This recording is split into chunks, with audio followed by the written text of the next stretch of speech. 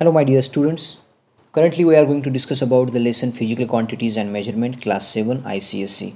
But in this part of video we will discuss about what is density. So let's start. You can see here different blocks having the same volume. ये तीन अलग अलग box है अलग अलग material के मगर सबका वॉल्यूम सेम है. तो अगर वॉल्यूम सेम है मगर इसमें डिफरेंस क्या है, there is a difference in weight. तो वेट डिफरेंस है मतलब मास डिफरेंस है. तो इसमें डिफरेंस कैसे आ गया? सो उस वॉल्यूम में कितना मास प्रेजेंट है, according to that we can say that there is a difference in the density of that substance. तो क्या होती है डेंसिटी? डेंसिटी मतलब density is defined as the mass per unit volume. मतलब कितना मास है per unit area of volume में. Okay, volume मतलब आपको मालूम है वॉल्यूम मतलब क्या? Volume means the space occupied by that object is called as the volume of that substance.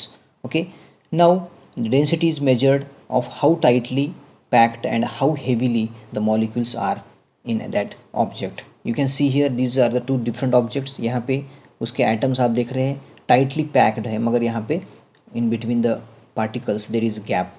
So definitely यहाँ पे क्या होगा, मास ज़्यादा है यहाँ पे मास कम है, मतलब उतने वॉल्यूम में यहाँ पे मास ज़्यादा है. तो definitely we can say that the density of this substance और this object is more than the density of this object. Okay, that is called as density. So density is amount of matter within a certain volume. Amount of matter कितना है उसी area में उसी volume में, तो that is called as डेंसिटी. The unit क्या है डेंसिटी का? ग्राम पर सेंटीमीटर क्यूब और किलोग्राम पर centimetre cube. Density can be written as density is equal to mass upon volume, or in the by mathematically mu is equal to m upon v. m मतलब mass and v मतलब volume. Okay, these are some relative densities and the densities. Okay, the first one is the first substance water. water की density क्या है? 1000 kilogram per metre cube and relative density 1. Kerosene की क्या है? 800 kilogram per metre cube and the relative density 0.8. As well as mercury 13,600 क्या है density है mercury की, मगर relative density of mercury is 13.6. Okay, what is the relative density we will see. Okay, अभी हम देखने वाले रिलेटिव डेंसिटी क्या रहती है. आयरन की क्या है? 7,800 और रिलेटिव डेंसिटी क्या है? 7.8. Okay, according to we can see here different densities of the common substances. Now what is the relative density? क्या है relative? You can see the relative मतलब कंपेयर करना. It is sometimes useful to compare the densities of different substances with the densities of the standard substances. मतलब किसी object की density check करने के लिए हम कुछ स्टैंडर्ड डेंसिटी के साथ में कंपेयर करते हैं, तो that will be more beneficial, more useful to study about that particular objects density. So the comparative और relative densities can be expressed as the number without units. Okay, जो है हमें देखा है कि वाटर की रिलेटिव डेंसिटी क्या थी? 1 थी, तो उसमें यूनिट नहीं रहता है रिलेटिव डेंसिटी में. The density of water taken as a standard with which the densities of other substances are compared. Okay, thus the relative density of the substance is given by relative density मतलब क्या है? density of a substance divided by density of water. Okay, relative density हम water के साथ relate करते हैं, water के साथ compare करते हैं, तो relative density का फार्मूला क्या बनेगा? relative density मतलब density of substance divided by density of water. Okay, since the density of a substance is its mass per unit volume. You can see the formula: mass of unit volume of a substance divided by mass of unit volume of a water.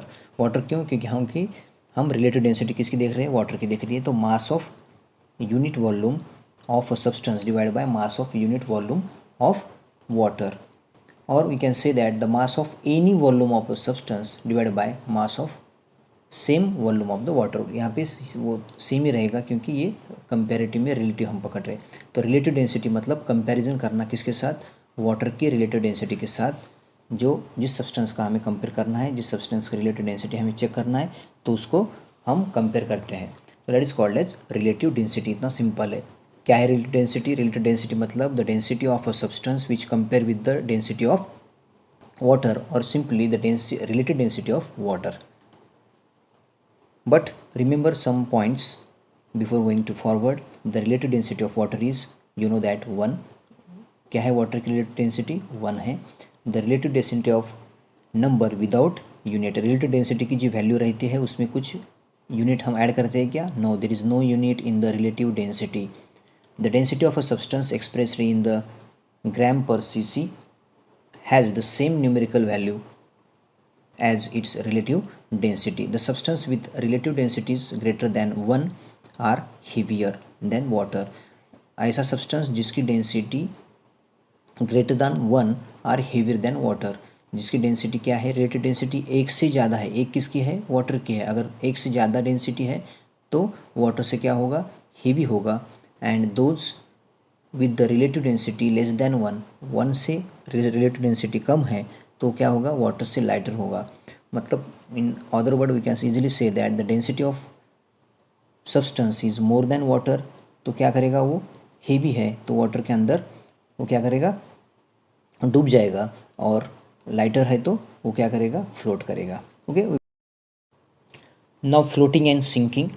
Float होना या sink करना उस object का liquid के अंदर किस पे depend है, it's depend on the density. A piece of wooden float in water but the stone sink in it. मतलब अगर समझो ब्लॉक है वुडन का, तो क्या कर रहा है वो सरफेस के ऊपर, मतलब वाटर के ऊपर के सरफेस के ऊपर क्या कर रहा है, फ्लोट कर रहा है। मगर उसी साइज़ का अगर हम स्टोन लेते हैं so that will sink down, मतलब वो डूब जाएगा। ऐसा क्यों होता है, it's depend on the density of that object. तो so how an object that has a higher density, ऐसा ऑब्जेक्ट जिसकी डेंसिटी ज़्यादा है किससे, उस लिक्विड से, so that object will sink. मतलब वो क्या करेगा, बॉटम में जाएगा, डूब जाएगा अगर उस लिक्विड से उसकी डेंसिटी ज़्यादा रहती है तो। अगर उसकी डेंसिटी कम है किससे, लिक्विड से, तो क्या करेगा, वो फ्लोट करेगा। मतलब वुडन की डेंसिटी कम है वाटर से तो इसलिए वो क्या कर रहा है, फ्लोट कर रहा है। आइस का क्यूब है समझो, उसकी डेंसिटी कम है वाटर से, दैट्स वाई वो फ्लोट कर रहा है। मगर स्टोन है या कॉपर है, आयरन का नेल है, वो क्या कर रहा है, सिंक कर रहा है, मतलब उसकी डेंसिटी वाटर से ज़्यादा है। ओके, समझ में आ गया।